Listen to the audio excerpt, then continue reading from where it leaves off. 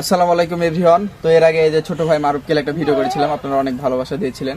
তো আজকে ওর থেকে আরেকটা সূরা শুনবো। তো কেমন হচ্ছে অবশ্যই কমেন্ট করে জানাবেন। শুরু করো ছোট ভাই, তুমি যেটা পারবা ওটা বলো। أعوذ بالله من الشيطان الرجيم بسم الله الرحمن الرحيم وهو الغفور الودود ذو العرش المجيد فعال لما يريد هل أتاك حديث الجنود فرعون وثمود بل الذين كفروا في التضليل هو الله من ورائهم محيط بل هو قرآن مجيد في لوح محفوظ।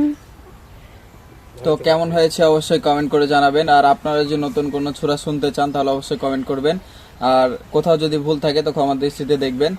তো ভালো থাকবেন সবাই, আল্লাহ হাফেজ।